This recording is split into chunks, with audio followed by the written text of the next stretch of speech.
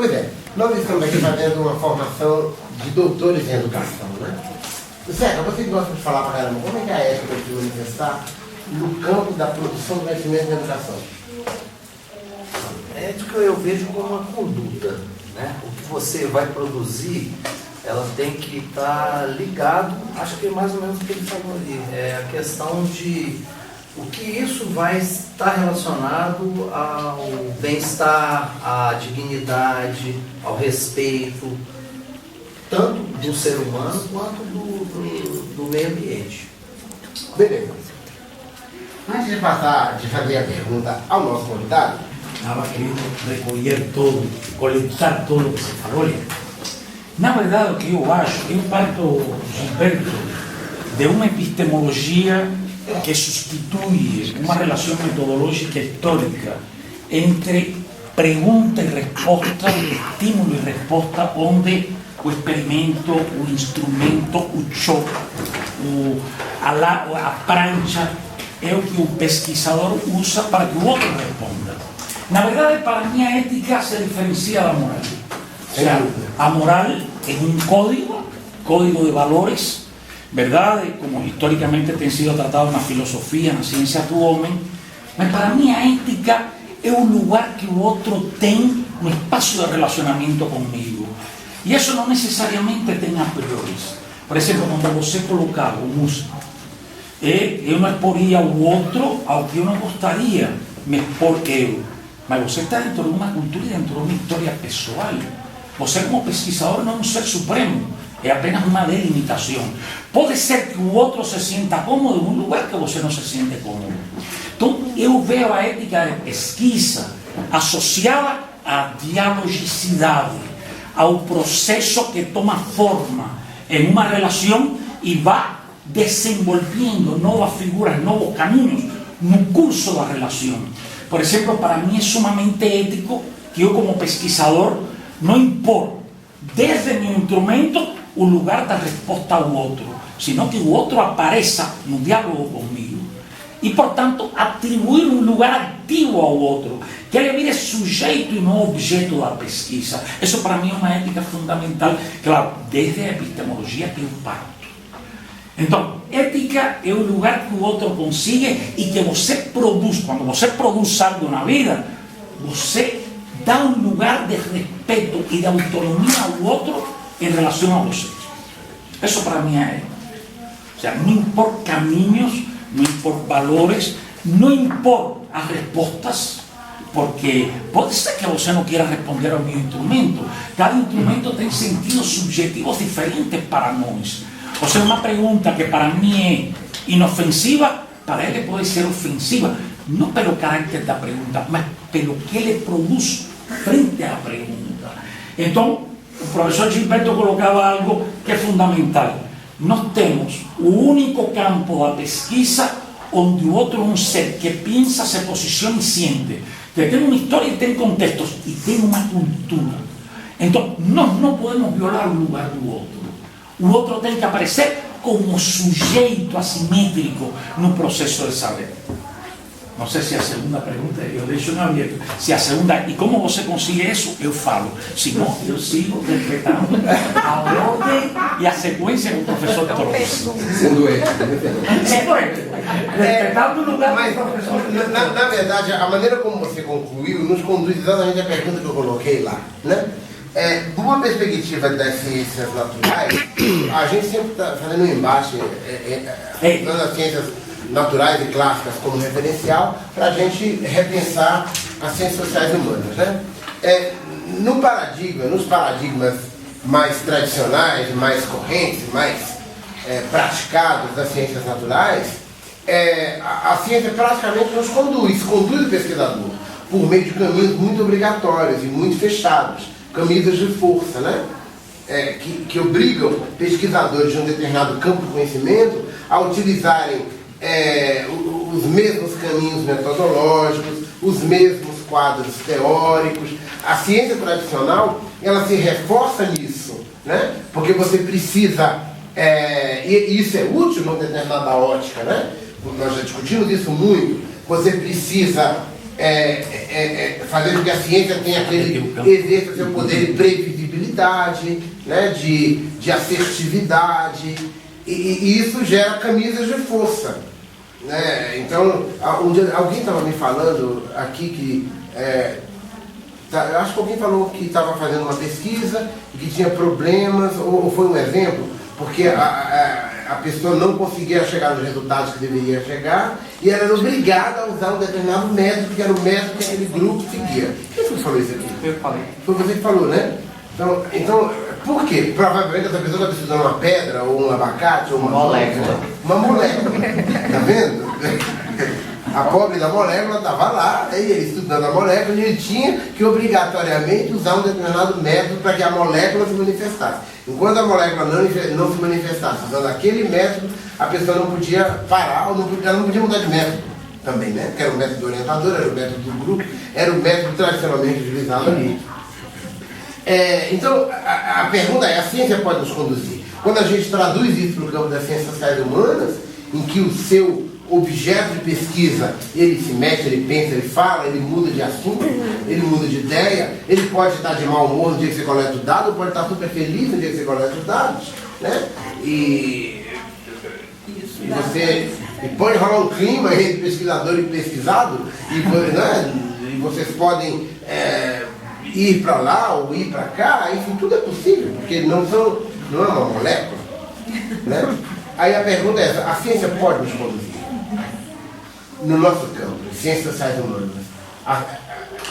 Isso é uma pergunta de natureza ética. A ciência pode nos conduzir, ela nos conduz como pesquisadores. Quem segura as rédeas desse negócio? Olha, se você tiver preso, porque eu acho que uma premissa é você não... o método, o objeto não pode ser dependente do método. Desculpa. O objeto, né? Uhum. E então um dos viés que o Japiaçu e outros já falaram é exatamente isso. Um dos viés seria esse, que quando a gente se prende ao método, ao instrumento, e não ao objeto. Quando a gente se prende, mesmo nas ciências humanas, ao método, eu penso assim, e não ao objeto, aí ela nos conduz. Mas quando a gente nos prende ao objeto, eu acho que ela não nos conduz. Talvez a gente consiga... Mas resposta complexa, eu vou ter que pensar meia hora. Mas a questão é a questão em si. É uma ideia, pode ter que ficar pensando aqui. Mas a questão de a gente, eu acho que o viés que a gente tem, isso ficou muito claro para mim, eu achei muito legal, né? Porque se a gente se prender ao método, aos instrumentos, aí a gente é conduzido pela ciência. Pois é. E aí a gente concordo com você. Eu concordo com você. Mas veja bem, Fernando, veja o que você acha disso, a partir do ponto de vista dele, né? A ciência, a prática da ciência, ela tem que nos libertar, ela tem que nos transformar em seres autônomos, conscientes, capazes de produzir mais conhecimento, mas, ao mesmo tempo, a prática da ciência é um ponto de encontro de pessoas que fazem com que um corpo de conhecimento aumente, infle, né? Para que, né? O objetivo da ciência é esse, nós vamos saber mais e mais sobre um determinado fenômeno, sobre uma determinada circunstância, sobre determinados atores, né? Para que nós possamos saber mais e mais sobre determinados fenômenos, nós passamos por observações que convergem e não que divergem. Porque senão nós não temos pontos de encontro. Mas a divergência é fundamental. A divergência que gera a criatividade, que gera novas ideias, que gera novos caminhos. Como sair desse encruzilhado? O que você acha?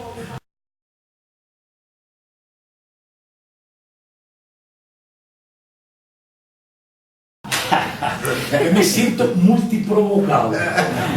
Então, mas o objetivo é esse. Todo mundo aqui se sente muito provocado. Mas eu vou colocar que pontos me provocam. Primeiro, é um erro falar de ciência como se fosse uma coisa geral.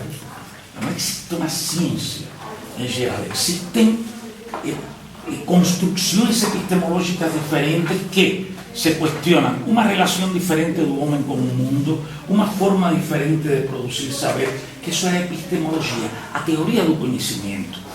20 anos atrás existia uma identificação entre a epistemologia positivista implícita e uma ciência cheia de formalismos, a validade, a comprovação experimental, o controle de variáveis, mas todos esos son artefactos criados pelo homem que tem um valor, eso era o que Seca colocava, para determinados tipos de problemas, mas não para outros. E eu penso que é um engano, que incluso um engano de Boaventura de Sousa Santos, que é um epistemólogo, um filósofo, é um engano falar da dicotomia ciências naturais e sociais. Hoje, isso era no século XIX, quando as ciências naturais, inclusive se les chamava ciências duras, operavam com um modelo matemático, tinham capacidade de, como se chama isto, de demonstração do que estudiavam. Porém, vou falar de dois prêmios Nobel. Aqui está um químico, Ilya Prigogine, em química, mais recente, mas vou falar de um monstro que ganhou o prêmio Nobel aos 37 anos, Heisenberg, fundador da mecânica quântica. Eu tenho uma cita em um livro meu de metodologia de Heisenberg que é para arrepiar. Ele diz: a ciência não se faz a partir do empírico. O empírico nunca nos informa. O empírico informa de forma indireta as construções especulativas dos axiomas físicos. Portanto, a relação entre o homem e o mundo, se vemos o mundo em termos do empírico, do fenômeno, como ele aparece para nós, não é uma relação linear em termos da ciência. Nós entramos no mundo com modelos de pensamento. E o positivismo não foi mais um modelo de pensamento. Ou seja, quando a mim me dizem, você tem rigor, eu tenho um rigor, mas não um positivista. Eu tenho outros elementos de rigor que eu posso fazer explícitos frente ao tipo de problema que eu estudo. Então é engraçado porque Ilya Prigogine, que sim, morre na década de 2000, diz uma coisa que é fantástica. Antes falávamos de ciências duras e brandas. Ele estudava na química as estruturas dissipativas, que não eram passíveis de encorralar para demonstrações evidentes, que era o que chamamos, a partir da quântica, ciências dos modelos teóricos, que não são a ciência que se alimenta da coleta, é a ciência que tem um modelo e o modelo gera formas de inteligibilidade em coisas que sem um modelo não seriam asequibles ao pensamento humano. O modelo é um modelo de pensamento. Então, realmente Ilya Prigogine dizia, antes nos sentávamos no lugar das ciências naturais e nos sentíamos que estávamos no lugar dominante. As ciências naturais hoje, que são as que temos hoje, são mais parecidas às ciências brandas do que nós pensamos. Então, hoje, quando nós falamos de ciência de modelo, se acabou a ilusão falaciosa de que nós podemos ter demonstrações experimentais rigorosas, de que nós podemos isolar. Essas são simplesmente formas de significação dentro do que um chamava um paradigma. Que coisa é um paradigma? Núcleos, representações conceituais que se acompanham de formas práticas e de maneira de relação entre o mundo conceitual e o mundo que não é real, porque nós não vivimos um mundo real, nós vivimos um mundo produzido por nós, que é a cultura. Então, em termos da moralidade, teve um momento que o positivismo separava cultura e ciência. A cultura era um estigma e também separava valores e ciência. A ciência tinha um status que estava por cima dos valores. A ciência norteava a produção de valores. Sin embargo, hoje sabemos que a ciência é inseparável, não apenas dos valores, mas de algo que o professor Gilberto colocava, não sei se concordará comigo. A ciência é uma linguagem, e a linguagem é um código inventado para gerar inteligibilidade. Nunca. Mas essa é uma das nossas frases aqui. Ah, muito bem. A ciência é uma linguagem. Mas isso é o que nos emancipa do empírico, da ditadura do empírico, e algo que se quer colocar, da ditadura do método, que alguns epistemólogos das ciências sociais chamam do período da metodolatria. O período da metodolatria. Então eu diria, a ciência nunca nos conduz. Nós conduzimos a ciência. A ciência é um invento humano. Um invento humano. Eu não chego ao extremo do relativismo, do construcionismo social, os filósofos da linguagem. Não um invento humano que pierde a capacidad de dialogar con un mundo, mas que gera un mundo que es particular a nuestras construcciones. Nunca tengo una identidad entre representación conceptual y mundo. Mas por eso, como geramos un saber que tiene sensibilidad sobre un mundo, es que un avión voa, es que tenemos un carro, es que tuvimos la capacidad. Una ponte, exactamente. Mas pensar que ahí explotamos un mundo. É porque eu sempre uso ponte como exemplo. Mas você é um entendedor de ponte, tá bom? Tá bom? Está impondo Mas o tempo dele. a falácia seria pensar que nosotros, que a ciencia tiene un momento de determinación en su saber. Siempre se desdobra en nuevos caminos. Eu, que sou o mais velho aqui, nenhum dos medicamentos que me curavam a mim de criança existem já. Então, a ciência é histórica, não é estática. E como não é estática, ela nunca nos conduz. Nunca nos conduz. A ciência é um invento humano e nós somos os donos da ciência. E o mundo existe para nós nas representações pobres, limitadas, parciais, que nós conseguimos produzir sobre ele. Mas o mundo tem uma quantidade de zonas que nós desconhecemos. Com certeza. E isso que o Fernando está falando tem uma interface com o fato de que um dos nossos temas de discussão aqui, e que tem um viés ético importante, que é o fato de que acabei de tirar o patrimônio da cadeira, é o fato de que, apesar de nós termos isso, a ciência como uma linguagem inventada para que nós nos relacionemos com o mundo, ela não é dada, ela não existe na natureza como uma pedra, como aquele gato ali, ela é uma criação, é um artifício, né? Mas apesar disso, tendo em vista a grande divisão de conhecimentos e especialidades, nós acabamos avançando numa relação tecnocrática com o mundo, por causa dos conhecimentos que nós não detemos. Então, por exemplo, você vai no médico, o médico olha para sua cara e fala assim, você vai tomar esse remédio. Você acredita? Eu não. De modo geral, você acredita, né? É uma prática humana hegemônica. De modo geral. É uma relação de poder, não é nada. Porque você não tem conhecimento médico. É verdade. Você não tem conhecimento médico. Você confia. Você confia, você não tem conhecimento médico, né? Você vai numa... Mas de modo geral você acredita, de modo geral você não tem conhecimento médico. Sabe que eu pergunto mesmo? Doutor, que hipótese você tem de mim um problema? E o cara que só tem uma hipótese, eu procuro outro médico. Não, pois é, porque não é uma postura comum dos mortais. Não é uma cientista, ele está tratando um cientista, está tratando um... Então, de modo geral, esse superpoder que nós podemos desenvolver nessa aproximação com o núcleo duro de um campo científico, como nós estamos fazendo aqui, nós estamos nos aproximando de um núcleo duro, né? Como doutores, como praticantes desse campo científico que é a educação, estamos nos aproximando de um núcleo duro. Então, um dos superpoderes que nós podemos desenvolver ao nos aproximarmos desse campo duro é a autonomia dele. Esse pensamento autônomo, esse pensamento crítico com relação ao fato de que as ideias são inventadas, as teorias são inventadas, a ciência é uma leitura do mundo que poderia ser outra, que ela tem um caminho histórico que poderia ser outro, que ela privilegia grupos em detrimento de outros, né? Isso é um superpoder que nós podemos desenvolver e nós temos obrigação de desenvolver. E isso é um viés importante da ética, é uma responsabilidade nossa ao nos aproximarmos desse núcleo duro.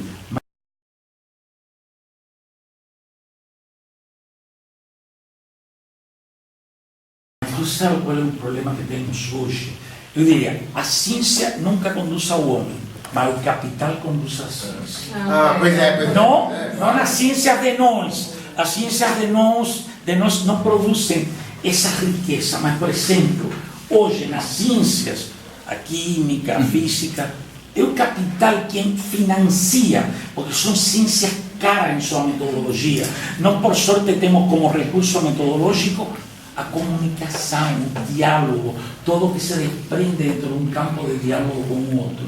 Mas a ciência dura, por exemplo, bioquímica, química aplicada à saúde humana, respondem a quem? Ao capital da indústria financeira, da indústria farmacêutica. Nunca vão a financiar um congresso de psicologia comunitária, forma preventiva, aí não tem um centavo. Mas o exercício do fármaco, que hoje nos Estados Unidos está dando uma contradição tremenda, porque da dependência do fármaco se está passando a dependência da drogadição. Então, os opioides que se usam para o dolor recetam barbaridades de pílulas e estão gerando um problema de saúde a partir do uso de um recurso que deveria curar a saúde. Então, a ciência também não tem um campo feliz, tranquilo, do conhecimento puro. A ciência está submetida a um espaço de institucionalização social política, com uma projeção que sim tem, evidentemente, um poder. Porque não tem uma vacina contra a dengue, que tanto dano nos tem feito. Porque a dengue, até tem pouco tempo, era doença de pobre. Mas agora que se combinou com Zika, com chikungunya, que está em Inglaterra, está em Estados Unidos, estão doidos procurando a vacuna. Estão doidos procurando a vacuna. Então, essas são tramas institucionais da ciência. A ciência nunca é uma forma pura de saber. Por isso a ciência sempre está entrosada com sistemas de valores. E vivimos uma sociedade onde um de seus valores principais, desgraciadamente, é o lucro. Então, o Jefferson pediu a palavra aqui. Lembre-se que esse foi um dos nossos sistemas aqui, né? As interfaces da ciência com esses atores externos, os financiadores, enfim, essa configuração burguesa da ciência. Diga, doutor. O Fernando acabou adiantando um pouquinho do que eu tinha pensado em falar, que a ciência como um construto social, ela está ligada com todos esses aspectos, né? E para a gente falar de ética, a gente tem que pensar numa perspectiva mais ampla. Não vamos entrar na política aqui, porque senão a gente acaba com a aula e não sai daqui, né? As últimas notícias que a gente tem vindo do Ministério da Educação, por exemplo, são assustadoras. Mas, pensando, por exemplo, na questão da medicina. A hora que você entra num consultório de um médico e sai de lá com a receita, nem sempre a receita é o que há de melhor para o tratamento daquele medicamento. Não, de maneira nenhuma. É o que há de mais conveniente para ele. Aquele pessoal que passeia nos hospitais com as sacolinhas pretas, né? São vendedores de medicamentos. Exatamente. E os médicos têm vantagens. E assim estão sujeitos todos os outros profissionais, inclusive os cientistas. Né? Quando se falou da ética na pesquisa, eu acho que as pessoas focaram, talvez até pelo tipo de trabalho, muito na questão do sujeito de pesquisa. E a ética, ela extrapola muito a isso. Até qual é o resultado da nossa pesquisa. E eu sempre me lembro de uma fala do Einstein, né, numa carta que ele faz de reflexão sobre a participação no projeto Manhattan, né, que gerou a bomba atômica de Hiroshima e Nagasaki, que ele faz uma grande reflexão e ele fala que desceu da Torre de Marfim, porque no início ele acreditava que a ciência deveria ser feita pela ciência como uma construção dos cientistas e que o uso dessa ciência não era um problema dele, era um problema dos políticos e dos homens de negócio. É uma visão histórica. Ele fala que foi preciso o horror da bomba atômica para ele descer da Torre de Marfim e ver que a ciência só tem sentido se ela serve aos interesses da humanidade. Então, quando a gente pesquisa algo, a ética está também em saber o que o resultado dessa pesquisa traz, o que vem daí, né? O que isso vai contribuir para a nossa sociedade. Porque muitas vezes você pode achar um caminho que não vale a pena. E aí, eticamente, talvez valha a pena mudar o rumo do trabalho, pensar em alguma outra coisa, para encontrar ou buscar construir algo que seja realmente construtivo. Isso aí. Mas isso nos coloca em outra armadilha, gente, na ciência do homem. Por exemplo, eu vengo de Cuba, que é outra subjetividade social, outra história. E eu lembro quando em Cuba cobravam do projeto que fosse útil à sociedade. O problema é que um saber, quando empieza a amadurecer, a se estender e a se desdobrar, é quando empieza a visualizar a possibilidade de ser útil, não necessariamente a priori. Eu lembro no início de minhas pesquisas de subjetividade em Cuba, não, mas é um tema teórico, teorizante, isso não tem forma de chegar à prática. Hoje, as nossas linhas de pesquisa, todas tem subvertido formas de práticas tradicionais, na saúde, na educação, no campo da instituição, etc. Mas para isso deve permanecer o núcleo da ciência. Então, também temos que ter cuidado com isso, porque a ciência é útil não por uma representação a priori, sino pelas capacidades que vai gerando em tanto um corpo de conhecimento se entrosa em possibilidades alternativas frente à prática e frente ao próprio saber. E esse é um processo, isso não é a priori. Esse é um processo. Porque eu tenho da minha parte negativa do outro sistema, que é um capitalismo de Estado. O socialismo nunca deixou de ser um capitalismo não de Estado, de uma aristocracia. Uma aristocracia proletária. Essa relação que nós construímos com o conhecimento que nós construímos. Pode ir pra cá. Não, esse é o lugar do poder. Eu sou um simples convidado. Eu não cargo nessa armadilha simbólica. Esse é o lugar do PowerPoint. Olha que quando eu cheguei, o professor Gilberto falou: esse é o lugar de você. Não, mas é por causa disso aqui, ó. É por causa disso aqui. Eu fui meio de lado. Já ele me deu muita guerra em bancamento. Hoje eu tenho que dar guerra para ele. Não, a força e o poder da ciência tradicional, da ciência ideológica, né? Que é essa visão aí, uma ciência poderosa, que diz os caminhos, que conduz a humanidade e que nos torna sujeitos dela, e a ciência real, a ciência que está aí, que é construída por nós, por pessoas como nós. Nós não somos marcianos. Nós viemos dos mesmos lugares que os nossos deputados e senadores. Né? Somos pessoas normais e reais, e com falhas, com visões de mundo alternativas, e com encontros e desencontros, com necessidades e com desejos. E a nossa ciência é o resultado disso. Nós temos a ciência que nós somos capazes de ter. Quando você for ao médico, você lembra disso. Porque muitas vezes o médico não sabe o que ele está acreditando. Na maioria das vezes ele está fazendo tentativa. Não, mas eu, nesse caso, eu não sou uma pessoa comum. Quando eu vou ao médico, eu até vou no Google para questionar o médico. Mas o cidadão comum, de modo geral, quando ele vai ao médico e o médico diz a ele: toma isso, ele toma. Ele não.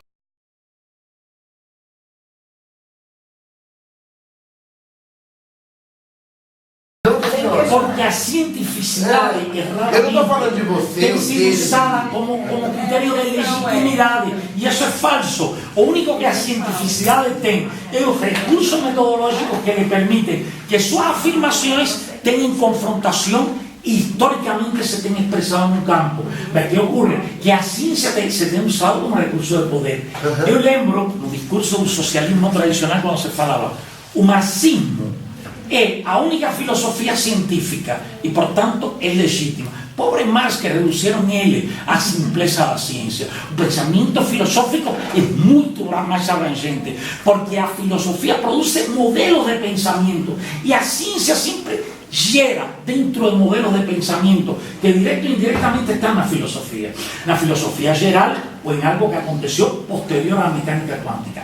A filosofia da ciência, onde todos os filósofos da ciência, seja na linha anglo-saxona, Popper, Feyerabend, Kuhn, ou na linha francesa, Bachelard, Baudrillard, Canguilhem, todos eram matemáticos, físicos, químicos, todos eram cientistas da ciência dura, mas compreenderam que esse modelo de pensamento a ciência não avançava. Eu me lembro uma cita de Max Planck que ele diz: pensamos que estávamos chegando acima da montanha e que desde aí dominaríamos o mundo. Qual seria a surpresa quando chegamos acima e vimos que tinha uma cordilheira detrás? Esse é o desafio. E esse foi Max Planck, um grande filósofo, um grande físico, porque tem uma coisa interessante, gente. Eu tenho uma polêmica com um psicólogo aqui da UNB, que é da parte da ciência objetivada, a psicometria, os instrumentos de medição. E ele atacando-me, porque tem 15 anos atrás, quando um psicólogo lhe falava que era um grande filósofo, isso era uma ofensa. E ele me disse: Fernando, eu não posso deixar de reconhecer que você é um grande filósofo. Eu falei: eu não mereço esse elogio.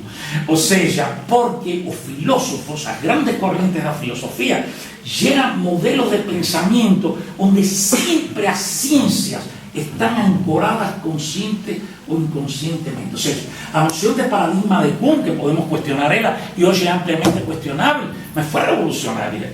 Cuando él precisamente dice, a ciencia es un fenómeno humano, no es una cosa que esté pelo encima do humano, como se pretendió en determinado momento do auge do positivismo. Por gente, todas as filosofias têm um momento progressista e um momento conservador. O engano de nós que nos leva ao dogma é pensar que uma filosofia é progressista de forma inerente. Não é.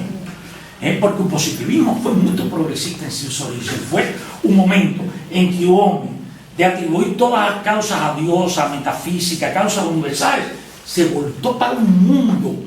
E por isso queimam, inclusive, na fogueira Giordano Bruno, porque ele diz: Deus não está lá em cima, Deus é a natureza. E tenta conciliar o pensamento teológico com a ciência. Le costou queimar-se na hogueira. Verdade? Então, gente, é um processo histórico que nos traz muita luz destas complexas relações. Hoje, eu não penso mais que tem sistemas teóricos que são absolutamente progressistas. Depende do contexto e o momento. Esse positivismo se convirtió em reaccionário, conservador. Como o pensamento de Freud, que foi profundamente revolucionário, se institucionalizou e pensou hegemonizar o poder sobre a mente humana. Falso, cheio de lagoas, de buracos. Pois é, então, na semana passada, eu creio que foi na semana passada, eu falei do mito de Platão. Não foi do mito de Platão, não. Mas você falou. Fugiu, gente. Hã? Não. O da luz. O da luz. Do fogo, do fígado. Prometeu! O mito de Prometeu, né? Que rouba o fogo dos deuses para trazer o fogo aos homens, né? Na verdade, o empreendimento da ciência, ao qual você se referiu, quando você tira a ciência do pedestal e, sobretudo, quando você se afasta da ciência, da forma como o conhecimento era construído antes da ciência moderna, em que tinha Deus como a razão de tudo, e você puxa isso para o homem, nós somos a razão de tudo, nós fazemos e desfazemos, nós trazemos, na verdade nós estamos referindo a toda a ciência. Isso é muito contemporâneo ver isso, porque o objeto e o sujeito da ciência, seja ela natural ou humana, natural ou não natural, é o homem. Mesmo quando está se estudando a molécula. Então, é essa pergunta que está aqui. Qual é o sujeito das ciências naturais? O sujeito das ciências naturais é o mesmo sujeito das ciências humanas? O que você acha? Eu acho que é o mesmo. O que muda... Sim. O que muda são os métodos no qual ele vai trabalhar dentro das ciências naturais e ciências humanas. Mas o homem que faz a ciência natural e humana é o mesmo. Não é o que faz, não é o olhar do cientista. O sujeito. Não é? O cientista que está estudando uma molécula e o cientista que está estudando uma criança, qual é o sujeito? Qual é o sujeito de qualquer um deles? Eu estou só conseguindo enxergar o lado do pesquisador. Sim, mas a pergunta é sobre o sujeito, quando eu falo sujeito da ciência, é o objeto, porque em vez de falar do objeto da ciência, eu falo sujeito do ciência. Tá, entendi. Então é o sujeito no sentido objeto. Sujeito no sentido do objeto, mas é o sujeito. Se ele queria colocar objeto, não vai ter jeito. Porque o objeto da ciência me parece tão... Aí eu acredito que não é o mesmo. Não é o mesmo. Toda ciência, qualquer que seja ela, tem como objeto nosso bem-estar na Terra, nossa felicidade, a cura das doenças, melhores pontes, melhores aviões para nós. E simultaneamente estamos destruindo o mundo. Discutindo isso também. Esse foi um dos nossos temas de discussão aqui. Toda a ciência que nós construímos a nosso favor nos levou à destruição do mundo, destruição da natureza. Nosso favor depende de quem é esse nosso, né? É essa a diferença. Porque quando uma empresa financia uma pesquisa de medicamento, o nosso favor é da empresa, desse capital, desse mercado. Sem dúvida. Não para o... Você está falando muito de modo geral. É o exemplo da vacina da dengue. É para o capital, não para Ou o da cura do câncer, ou das cirurgias estéticas. Né? Não. Mas a ideia é essa, é que o sujeito da ciência é o homem. A ciência foi feita por nós, ela não foi feita em prol dos marcianos, ela foi feita em prol de nós, né? E isso é um parâmetro ético importante para qualquer prática científica, seja ela a mais dura, a mais laboratorial, ou a mais livre, a mais de campo, né? O que nós queremos é ser felizes e viver bem. E nos entendermos. E ter prazer. E ter prazer. São grandes desafios. Não é? E a ciência contribui muito a nenhuma dessas coisas. Porque a medicina pretende que o cara que está deprimido tome comprimidos e a partir daí seja capaz de. E o único que estamos robotizando ao cara, lo estamos convertendo em uma pessoa impotente para a vida. E hoje tem uma epidemia de psicofármacos. Com certeza. Mas eu creio que isso é pelo fato de que a ciência, como ela é uma linguagem inventada, ela é uma estratégia de tateamento. Vamos tateando e tentando, avançando, tenta tateia. Eu que falava, ela responde a interesses que estão além da ciência também. Sobretudo as ciências que produzem capital. A indústria farmacêutica, a indústria cósmica, toda a indústria bélica. Então nós temos uma ciência que produz para o sistema hegemônico. Nós somos uma simples infeliz. Essa ciência e esta sociedade dão zero valor para a educação, para práticas de saúde que não seja farmacológica, mas isso precisa ser subvertido desde nossa própria forma de saber.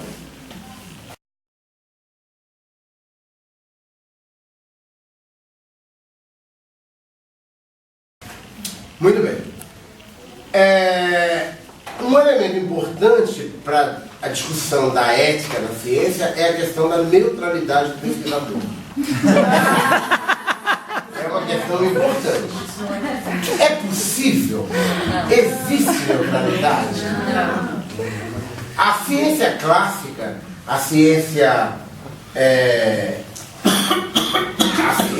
o Príncipe Charles, né? Eu represento a ciência tradicional como o Príncipe Charles e a nossa ciência como um mendigo, né? O Príncipe Charles, como cientista, ele propõe a neutralidade. A ciência existe para nós, mas em detrimento de nós. E ela avança, né, descobrindo o mundo natural. É como se o mundo objetivo ele existisse. E a ciência está descobrindo coisas. Enquanto que numa visão mais humana, nós estamos inventando coisas. Nós estamos lendo com um abecedário que nós inventamos. Donde a pergunta: a neutralidade das ciências naturais é a mesma neutralidade das ciências humanas? Existe neutralidade da ciência? Vocês todos estão entrando no núcleo duro de um campo científico, fazendo pesquisa de doutorado, e onde uma certa neutralidade a priori é colocada, é proposta. É possível? O que você acha? Ele pesquisa em matemática. Quando eu fazia pesquisa em matemática pura, realmente não pensava nem subjetividade nenhuma. Não. Você não existia. Sim, a gente não se questiona muito sobre a subjetividade de quem está resolvendo os teoremas ou propondo. Agora, depois que eu comecei a estudar coisas voltadas para a educação matemática, aí a educação complicou. Deu um giro, né? Então, assim, é claro que provavelmente os interesses dos pesquisadores da matemática pura interfiram no trabalho deles, só que quando a gente está lá fazendo isso, talvez isso não fique claro. E aqui essa subjetividade é totalmente clara, assim, desde qualquer disciplina que você faça, isso está evidente, assim, que isso influencia o trabalho, né? Você, Jéssica, o que você acha? Eu até tento usar. Eu estava aqui pensando. O nome dele é Jennifer, mas ele diz que é Jéssica. Eu não sei porquê. Eu estava aqui pensando sobre essa questão da neutralidade, no sentido de tentar relacionar com a ética, porque é um discurso falso da neutralidade, mas que você pode utilizar a ética para tentar associar a neutralidade à ética, então você montam um arcabouço ético em cima de uma neutralidade que não existe, a sua ética também é fragilizada em função disso. Não sei se... Com a ética do cunho. Você diz que não entra por Como a gente chega na ciência, na produção científica? Aí, assim, estou aqui pensando, mas eu acho que não é mesmo ciências naturais e ciências humanas. E nas ciências naturais ainda há uma tentativa de se dizer que tem neutralidade e que aí usa a ética, os princípios éticos para determinados experimentos, que de repente por você não ter neutralidade, a sua ética também está fragilizada. Pois é, antes de passar a palavra para você, o exemplo inicial da história da molécula, né? A moça, a pobre da moça da laboratório, ela faz do mestrado em quê? Ela faz doutorado em Química. Doutorado em Química. E eu questionei ela assim, ela já estava no segundo ano, eu perguntei ela sobre o material de qualificação, se ela já estava produzindo alguma coisa para qualificar. E ela me disse que não havia conseguido escrever nada, porque na pesquisa dela, que é sobre montar de uma molécula, ela nunca tinha tido resultado. Ela vem toda semana para a UNB, trabalha no laboratório duramente, mas não vê resultado. Então, enquanto ela não tiver um resultado, ela não pode começar a escrever. E se o resultado dela é não ter resultado? Ela tem um resultado, só que não... O problema é que essa moça está na camisa de força do método. Ela tem que usar o método X. Ele diz que é. Né? Agora, mas o que eu quero dizer com isso? Por que eu abordei esse assunto de novo? Porque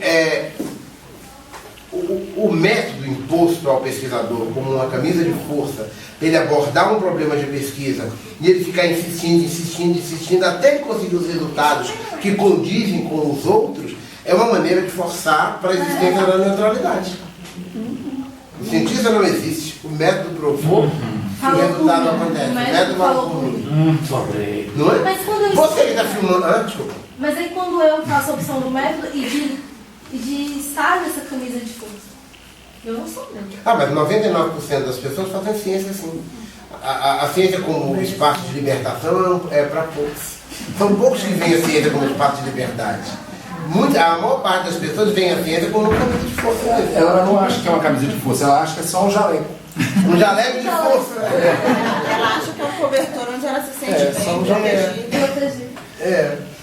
Né? E o que você acha, Dias? Você pesquisa o quê?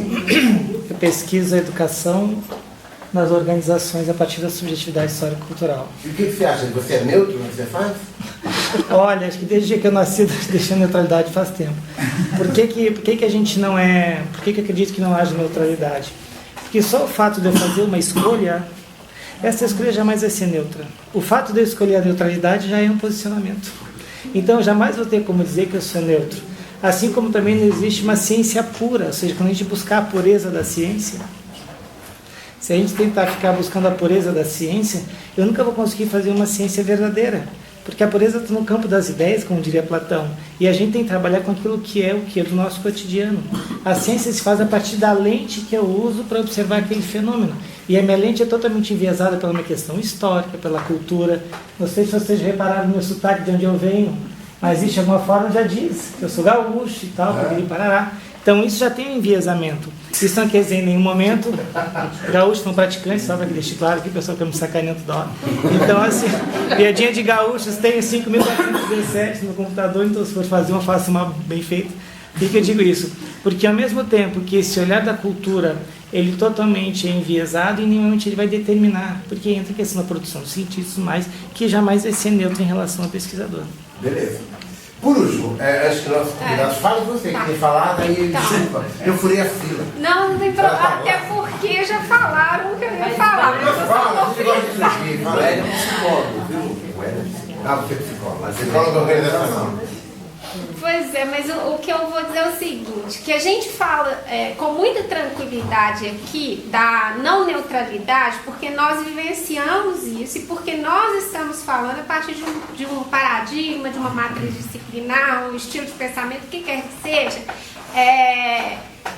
construtivista. Né? O Wesley trouxe bem, quando ele estava na matemática, quando ele estava na matemática, por certo a ciência que ele estava desenvolvendo lá a partir de um paradigma neopositivista ou de um paradigma diferente do construtivista, o que não levava ou os leva a questionar sobre a ciência feita e sobre a existência ou não de neutralidade. Acho que nem passa pela cabeça pensar, né, esse tipo de questão.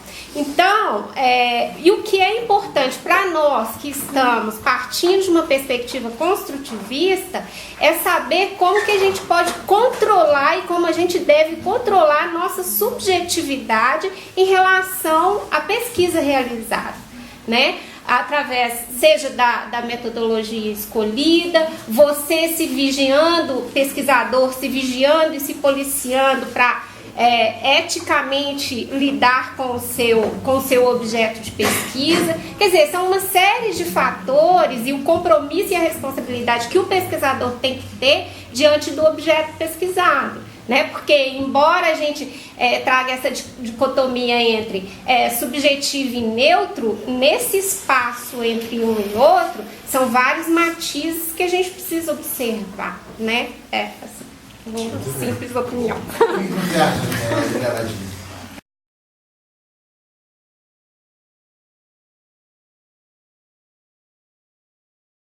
E todos disseram.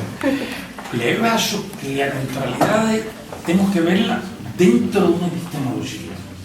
Que característica tem essa epistemologia? Pensar que a realidade é sensível ao saber, é sensível de forma direta. É a lógica do descobrimento. Por exemplo, eu lembro de Guattari, um grande psicanalista, que disse os descobrimentos de Freud. Imediatamente ele diz os inventos de Freud. Freud não descobre nada, mas gera campos de prática, cura na psicoterapia. Mas que é o que cura? É o saber ou é a forma que ele implanta uma identidade por uma construção que se legitima em algo que se chama ciência, que Freud aspirava. Então, isso é o primeiro. O segundo é a alergia às ideias. Pensar que as ideias, isso que você colocou, como vamos a controlar a nossa subjetividade? A nossa subjetividade é incontrolável, porque ela aparece onde eu não tenho consciência de que ela está. Se a gente pudesse controlar a subjetividade, seria homem perfeito e mulheres perfeitas, nada mais distante que isso. Agora, não tem atividade humana fora da subjetividade. Quando o matemático diz, nunca pensamos nisso, está claro, ele não pensou, mas tem um modelo matemático que está instituído na subjetividade do campo da matemática.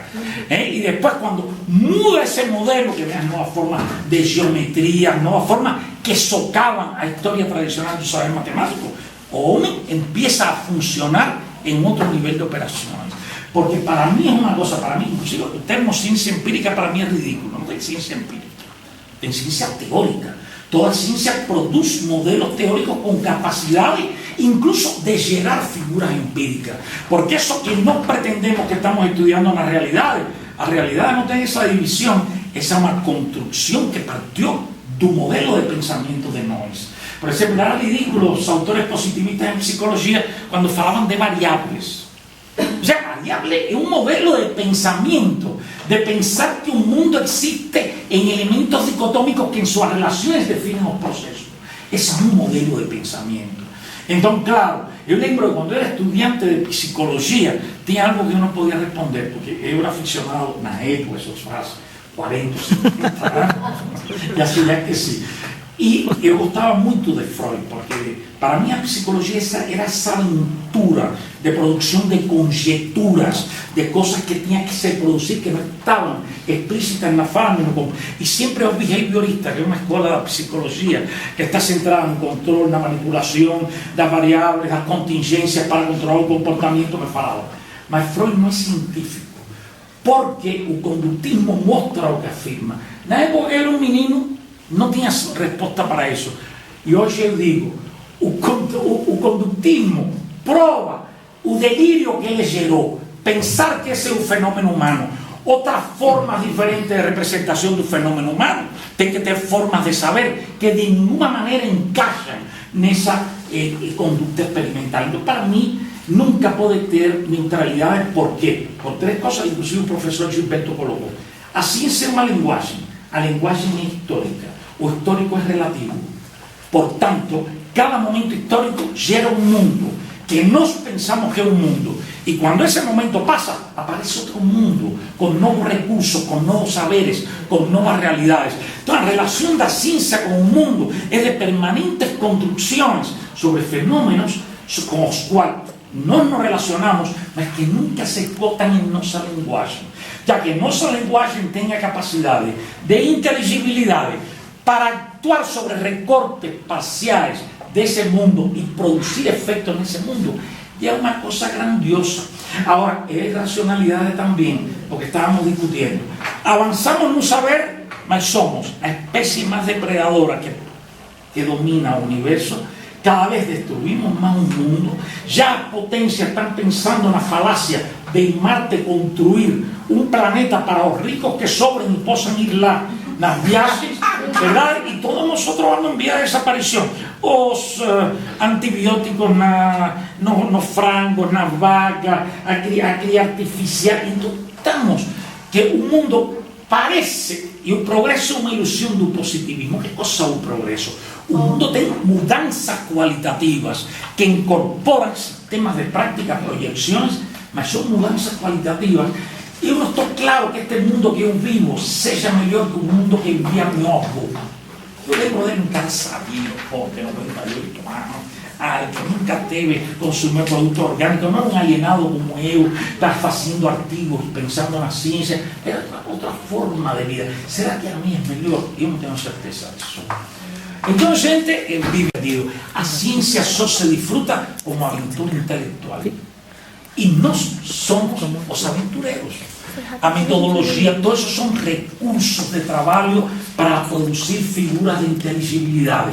E quebrarmos na cabeça para ver como os modelos que inventamos são passíveis de ser acompanhados pelo material de contato com o que estudiamos. Neste caso, nós, os seres humanos, práticas educativas, práticas sociais, etc. Mas é isso mesmo. Vários elementos que você trouxe aí na sua fala agora foram temas de nossas discussões aqui. Por exemplo, a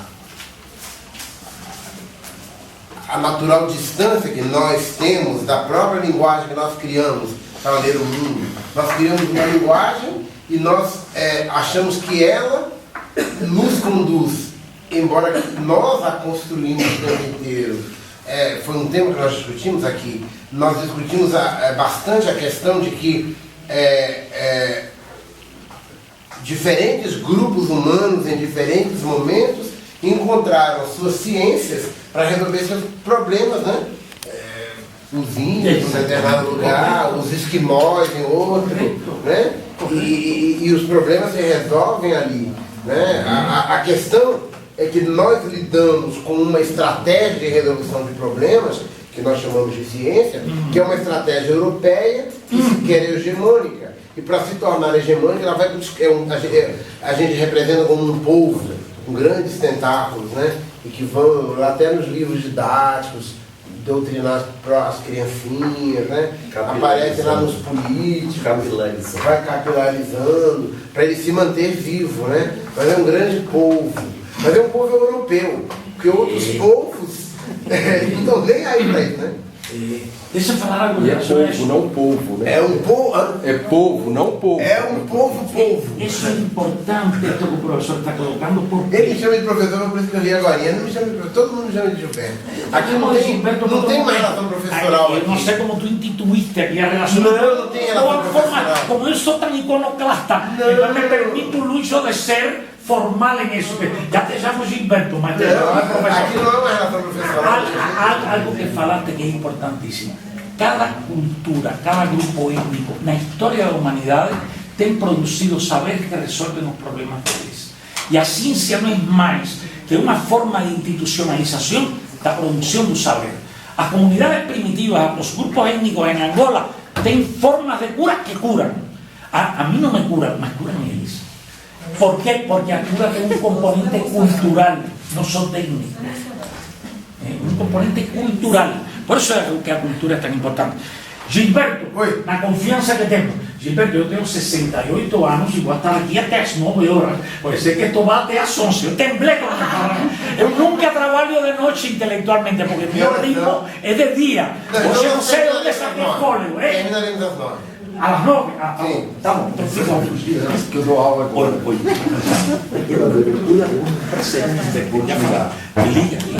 Liga. Vai jantar lá em casa dia 3.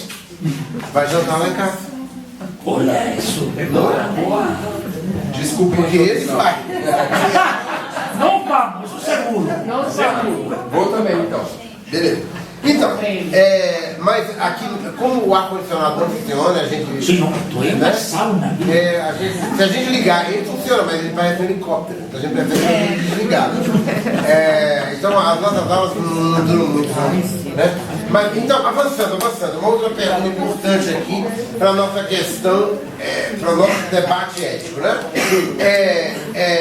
Tradicionalmente, e nós discutimos isso, esse foi um dos nossos temas aqui, a ciência tradicional é praticada no laboratório, né? O laboratório é um templo em que o cientista, com seu jaleco branco, ele retira o fenômeno da natureza, o isola no laboratório, a tal da molécula lá, e ali isolado, com condições de temperatura e pressão controladas, ele conduz experimentos, né? Nós lidamos com fatos sociais, com fenômenos humanos como objetos de pesquisa, como motivadores de pesquisa. Então, um outro dos nossos temas de discussão foi que nós também temos um laboratório, mas o nosso laboratório é o mundo, não é? Mas temos. Quando vocês estão numa perspectiva epistemológica de fazer uma tese de doutorado, eu vou observar uma sala de aula X, como crianças se comportam numa determinada situação. Aquilo é o seu laboratório, é o seu espaço de coleta de dados, de observação. Você não está observando lá, nem lá, nem lá, é aqui, né? Então, como trazer fatos sociais para o laboratório numa perspectiva ética?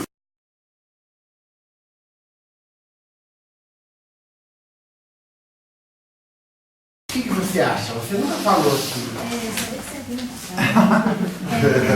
Eu acho que a partir do momento que o cientista está lá no laboratório, fechadinho, todo de branco, né? Começa a questionar quem a pesquisa dele vai servir, né? Se é a pessoa do céu capital, por exemplo. Eu acho que é uma das formas. Para que eu estou fazendo essa pesquisa? Como o professor falou, né? Às vezes criam-se remédios não pensando nas pessoas, na saúde das pessoas, mas sim no lucro daquele remédio. Eu acho que essa reflexão seria uma forma de trazer fatos sociais para o laboratório. Poderíamos avançar nessa direção ainda, mas na verdade a direção que eu propus é semelhante ao exemplo que eu dei, né? O cientista natural, numa perspectiva da ciência clássica, ele acha que ele retira um fenômeno da natureza, o isola e o observa. Trazer para o laboratório é isso, é esse movimento de você conseguir isolar o fenômeno. A gente consegue fazer isso? Nossa, você consegue isolar o fenômeno? De jeito nenhum. Não? Eu sou um cientista, estou metido na vida. Então. Mas o cientista natural também não consegue. Mas ele diz que consegue. Não. Lembra que na mecânica quântica o princípio de Heisenberg de que o átomo é simultaneamente energia e corpo. Sim. Mas se nós estudamos ele como corpo, não aparece ele como energia. Se estudamos como energia, não aparece como corpo. Okay. Então, que isso não somente a realidade sempre está além de nossa forma de saber. Esse foi um momento importantíssimo da história do saber da humanidade. Esse se chama o princípio da incerteza de Heisenberg. Então ele questiona. O saber não aprende um momento. Você tem um tipo de fenômeno que se capta. Uma de suas formas de expressão não capta a outra. E isso foi uma dificuldade da física. Igual quando a quântica trata, e então gera uma grande discussão filosófica. Ela acompanha o movimento das micropartículas, mas ela tem que actuar sobre o movimento com um recurso metodológico para acompanhar. Então diz, é um movimento da realidade ou é um efeito à ação do homem? Isso foi uma polêmica dos anos 60 filosófica. É que a gente não tem saber fora do sujeito que gera o saber. E o sujeito somos nós com nossa metodologia. É a forma humana de poder gerar saber. É perfeita. O que temos que tirar da cabeça é que é perfeita. É simplesmente humana. E ao ser humana é imperfeita. Lembra que nós tivemos um antropocentrismo na filosofia, na ciência e ainda na teologia, porque a teologia chega ao extremo de se representar um Deus que é como nós. É uma ofensa, um Deus se existe. O Deus é outra coisa, tem que ser outra coisa. Não pode ser igual que a gente. Como Einstein falava, entre Deus e eu não preciso mediadores, criticando a igreja. Agora, eu não me represento um Deus que castigue, que estimule, que me cree um pai. Eu penso, eu acho que temos princípios cósmicos que nos transcendem e que têm uma influência em nós. Eu estou convencido disso. Mas eu nunca acredito que possa ser a imagem e semelhança de nós, que se enfurece, que se põe bravo, porque eu sou... Gente, o homem chegou ao extremo de pensar que somos o centro do mundo. Não somos o centro do mundo. Somos uns pobres mortais que com nosso sistema de recursos subjetivos, alguns pensam que vão ao paraíso, eu respeito outros que vão ao inferno, mas nós somos os simples mortais, como a galinha, a formiga, a girafa. Só que chegamos a um nível de raciocínio que não nos Ele falou de girafa. Girafa, grande amiga. Um nível de raciocínio que esse mito, somos seres racionais. A única espécie que está em guerra, desde que temos memória, somos nós. E continuamos em guerra, destruindo, autodestruindo. Que capacidade racional temos? A razão está a serviço de forças que estão para além do controle. Por isso que não podemos pensar metodologias que controlam. Metodologias são facilitadoras, são portadoras de recursos para, mas não é que a intencionalidade é a que promove a mudança. Isso seria um grande engano. Inclusive hoje nas teorias de psicoterapia se pensa que é o saber do terapeuta que muda. Tem um grande terapeuta que é o Irving Shalom, digo rígido, esta idade tem uma 486 sobresaturada. O Irving Shalom, um grande terapeuta, grande escritor, foi o escritor de quando Nietzsche chorou. Grande escritor. Ele diz que teve uma sessão de terapia fantástica, onde o outro mudou profundamente.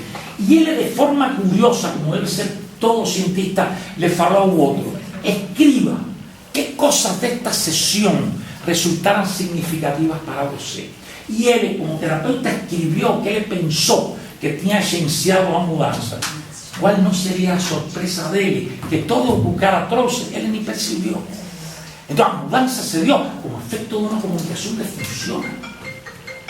¿Cómo modelamos eso? ¿Cómo construimos? Ahí están los desafíos. ¿Cómo construimos teóricamente esa cosa? São desafios. Então, com certeza. Eu só teria que dizer o seguinte: eu penso que isso é uma visão bastante contemporânea e bastante revolucionária mesmo da maneira como a ciência é praticada. Mas a ciência em si, para que ela se coloque como hegemônica, como poderosa, convencer as multidões, buscar dinheiro, conseguir financiamento, ela se coloca como sendo ela na terra e Deus no céu, né? São dois deuses. Né? Um Deus tem um Deus no céu e um Deus na terra, que é a ciência. Mas assim como as pessoas precisam da igreja para se autorregularem e se autobalizarem, eles precisam das ciências. Ainda bem, senão a gente não estaria aqui. Alguém da parte que a gente está aqui estudando. Ainda bem. Tem gente que valoriza a ciência. Olha só, a última transparência que eu proponho para vocês tem esse senhor ali. A pergunta é: que epistemologia para as ciências humanas? E tem aquele senhor ali. Vocês sabem quem é? Qual a marca da cachaça aqui? Eu acho que é um uísque, já. Não, quem é aquele senhor? Não conheço. Vocês não têm nenhuma pista. Sou eu. Não é você.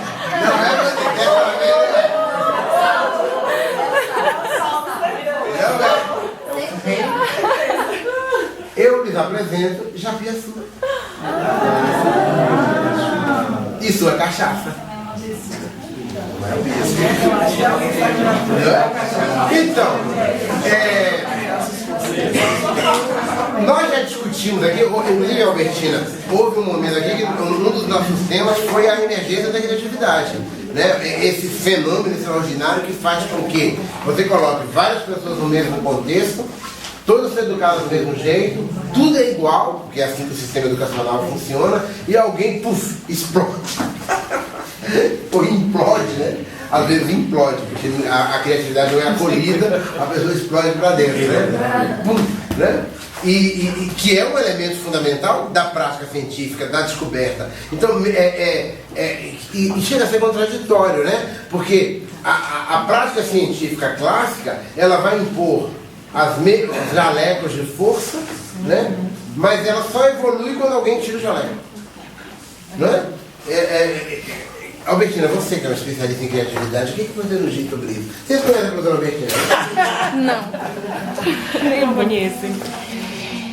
Precisamente a criatividade é uma expressão da subjetividade humana e aparece e emerge quando se configura um conjunto de processos subjetivos que de alguma forma estão expressando a historicidade dos sujeitos e a forma em que esse sujeito criativo está subjetivando os contextos de relação. Há muitos elementos vinculados com a criatividade. A criatividade se expressa em diferentes campos, com diferentes operações também. Então, não é o mesmo a criatividade na química que a criatividade, digamos, no arte. Mas há um elemento comum, independente das operações intelectuais em um ou perceptuais em outro, etc., que é a forma em que esse sujeito subjetiviza esse contexto e em esse contexto aparecem os sentidos subjetivos constituídos na sua história. É uma configuração muito particular, por isso não é algo, digamos, que se expressa em diferentes níveis, não é algo raro, mas também não é algo, por a forma em que os contextos estão constituídos na historicidade e na situação atual, comum. Nós podemos ser criativos em algum grau, mas essa criatividade na ciência, que é fundamental, implica uma história de recursos subjetivos e de possibilidades subjetivas. E a ciência precisa de criatividade. Eu também penso que a educação, não estamos falando apenas da ciência, um professor criativo, em sua prática pedagógica, de alguma forma faz diferença na forma em que organiza a sala de aula, na forma em que ele influi e provoca seus alunos. Então a criatividade, para nós que trabalhamos na educação, tem importância em nossa pesquisa, e em nossa pesquisa se pode expressar de diferentes formas. A forma em que nós inventamos os instrumentos, a forma em que nós nos relacionamos com os sujeitos, precisamente sem uma camisa de força, com um conjunto de recursos criativos, mas também na prática pedagógica. Pois é, agora é curioso como na prática da ciência a gente tem essa forte impressão de que a criatividade é quase banida, né?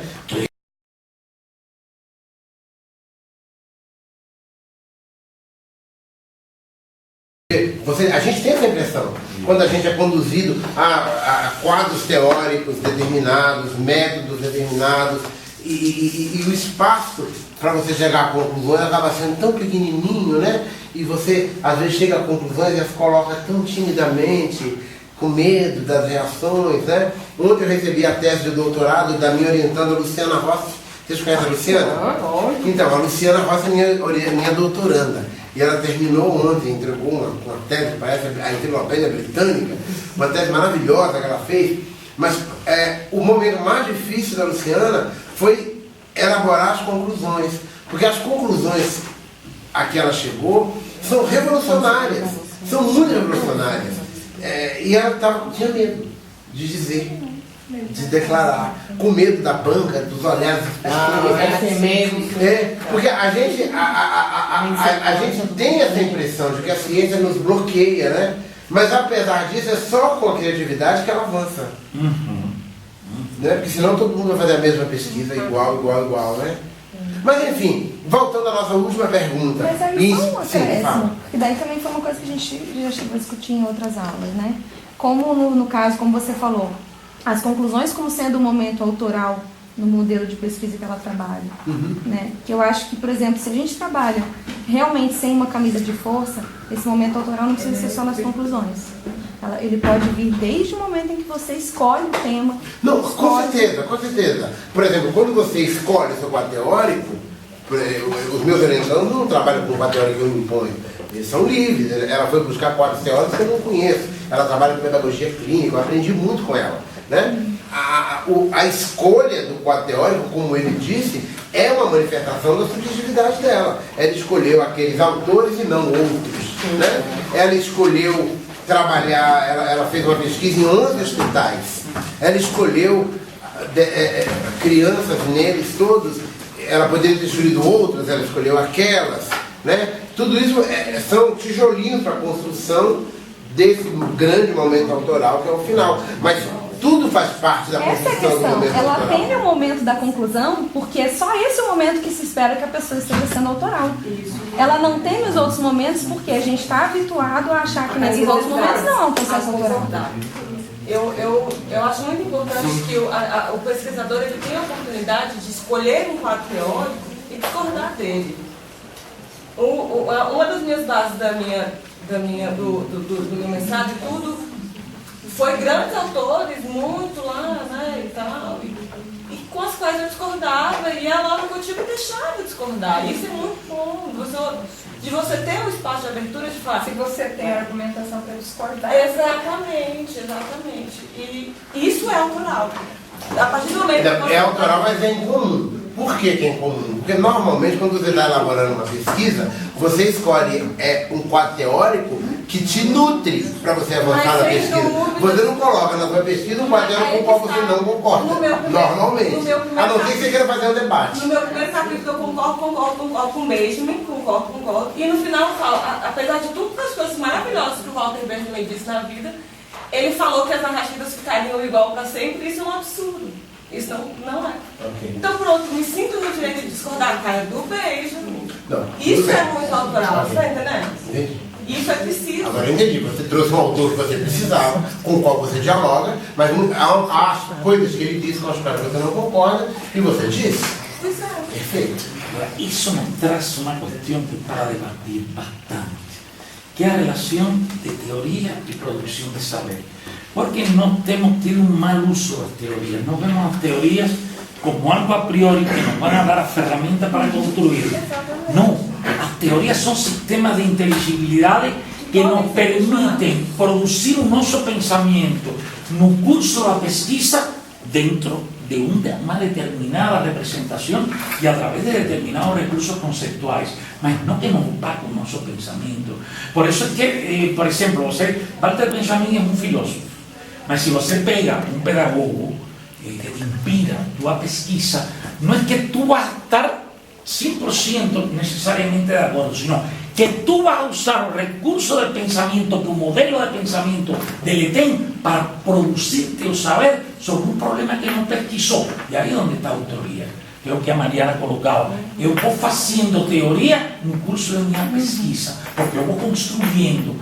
Por isso, eu tenho sempre um pé atrás com o termo coleta de dados.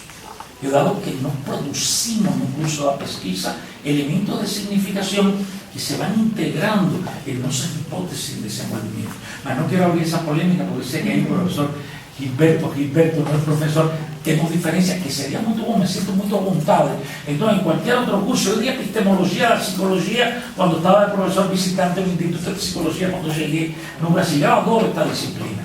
Agora, realmente, a teoria é um recurso para nós produzirmos pensamento. Não é algo que está fora, que supra, e que os dados empíricos vão tomando forma e nós encaixamos na teoria. Isso é um mau uso da teoria. A teoria é intrínseca à produção da pesquisa. Intrínseca. E a metodologia tradicional tem separado teoria, coleta de dados, e ao final voltamos à teoria. Isso é complicado. Porque os dados não se coletam, os dados não estão na realidade. Os dados sempre são significados que estão dentro de um marco teórico.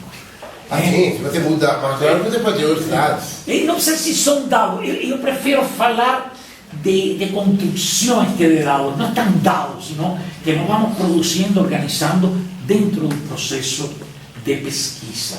Elas são cosas para discutir. O concepto de dado também tem uma ancoragem numa epistemologia. Claro. É a epistemologia de que as coisas estão na natureza. Exato. E que o cientista, distante da natureza, pega Exatamente. e coloca no laboratório. E algo que tu falaste importante, o método é o responsável disso, que é o princípio da neutralidade. Eu não sou, eu sou ser subjetivo, portanto eu não participo, mas o método está validado, confiável, etc. Se aplica e o resultado do método é o que é o processo, mas é o resultado do método, eu não me separo daí. Que é um proceder indutivo que se apoia na estatística como critério de legitimidade. Gente, a estatística é apenas uma via de produção de significados, que entra dentro de uma pesquisa com significados que têm outra origem, que não são estatísticos. Muito bem.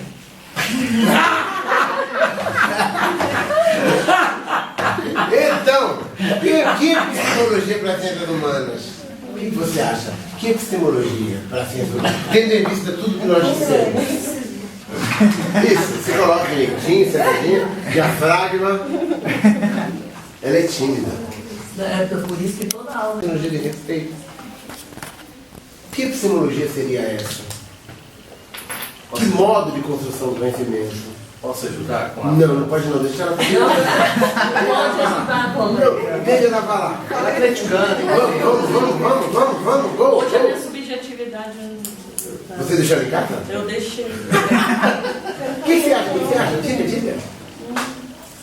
Ela não quer achar não, deixa Eu não quero achar nada. Eu não quero Não achar quer? nada. Repassa. Então Repassa. Desculpa, mas vou repassar. Pra você.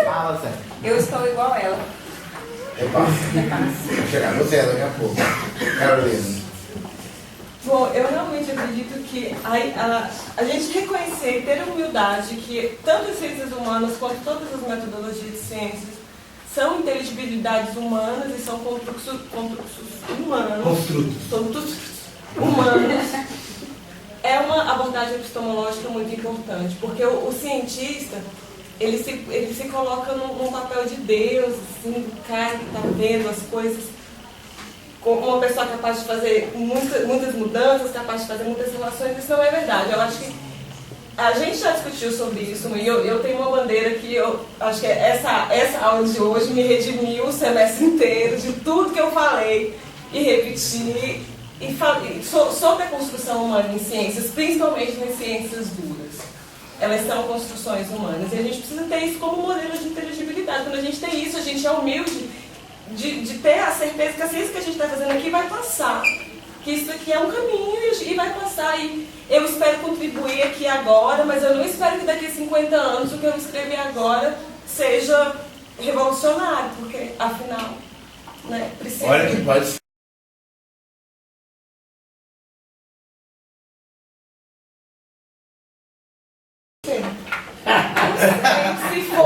Lembra que tem autores que quando eles escrevem não tem valor, e depois de 50 anos Sim, mas retomam porque ele. naquela época ali já não estava muito A forma revolucionário. dominante excluía nele. Não tem nada pior na ciência que ser criativo. Mas, pois é, mas a impressão que eu tive várias vezes nessa aula foi essa.